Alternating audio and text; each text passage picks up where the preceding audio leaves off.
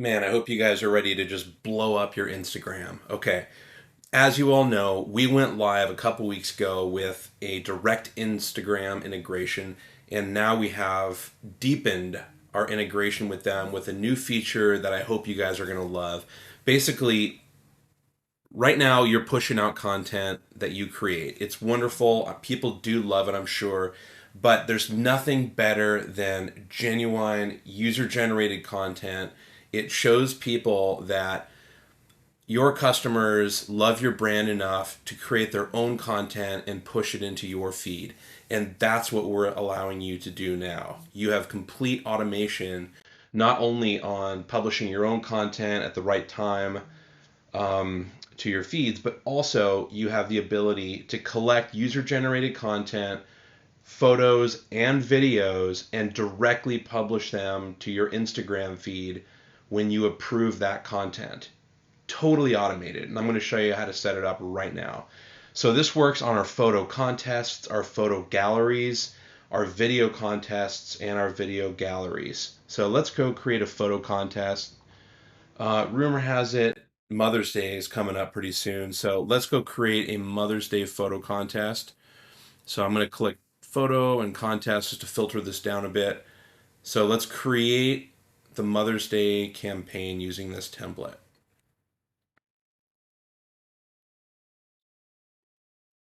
So this just created everything. The emails are all ready. The design is ready. All we need to do pretty much is create or change the date to whatever we want it to start and end at. But now there's something else we need to do. So after we go and verify the design, maybe add some branding for our own company. You can maybe add a logo up here or down below. But once we're done with all of that refinement, then it comes to the new feature. You can go to social share, and down at the bottom, click also publish approved submissions to your social accounts. So what I would do now, and here's the great part, direct integration works with this, our mobile app integration works with this, and our viral.io integration works with this. So any one of our integrations with Instagram works with this feature. So I'm going to choose our direct integration account. I can also select Facebook, Twitter, even LinkedIn accounts, and push these photos into those accounts as well. Then down below, this is important, you don't want to skip this. Make sure that we're publishing the right caption. We're going to dynamically create a caption so the image that goes out has a really great caption too. And if you use Facebook, Twitter, and LinkedIn, it's going to use this message as the message in the post. So what we're trying to do now is create context. We don't want to just publish this picture. People won't just organically know that this is something that your user created versus your company. So the context that is created by default is just this. We're going to insert the first and the last name of the contestant that submitted the photo. So it would be like, Jude Law just submitted this to our One Mother's Day photo contest campaign. Whatever the name of your campaign is, we're going to drop that in by default, but of course we're going to want to change this. So let's say we call this We Love Moms campaign. And we'll call it, instead of campaign that's a little generic, let's mix this up and call this photo contest. So I'm going to leave the campaign URL here. What this variable will do, this will drop in whatever URL we are using as our link to share in our campaign. So most of the people, and like let's say somebody submits a photo and then they share it to their Facebook. This is telling Facebook which link to share. So we want to drop in a link back to the campaign microsite 99% of the times. Some of our clients are using the embed feature because they want this contest to be on their website.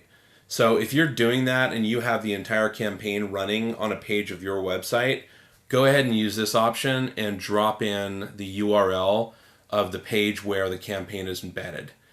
Be sure that's the case. Don't just send them to your homepage because it'll be really confusing.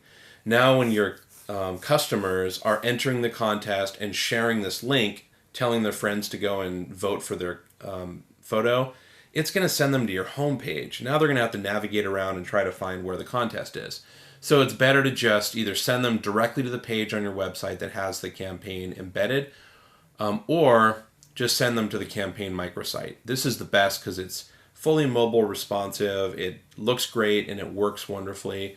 And there's one other feature that we have with this is that, let's say that, Jude Law is the one that submits this campaign, or submits his photo to this campaign, and then he shares it to Facebook. When his friends click that, it's going to pull his photo to the very top of the list. So it makes it easy for the friends to say, oh yeah, that's the one I just saw in his Facebook feed. Let's go and vote for that right away.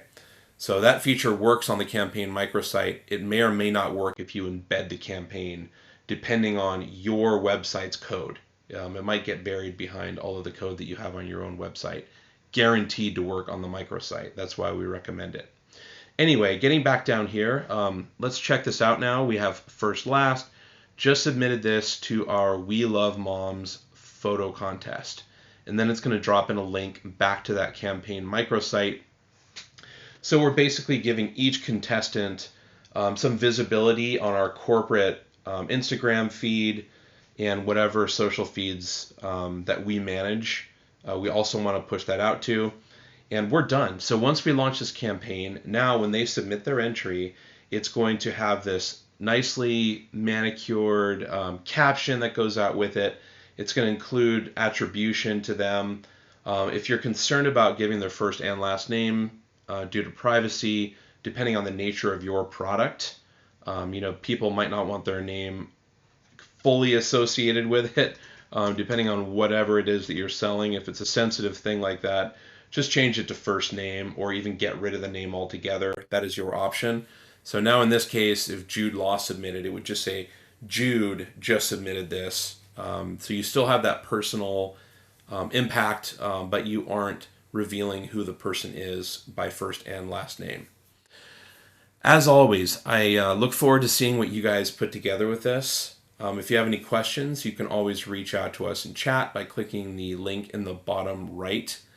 And thank you. Enjoy your day.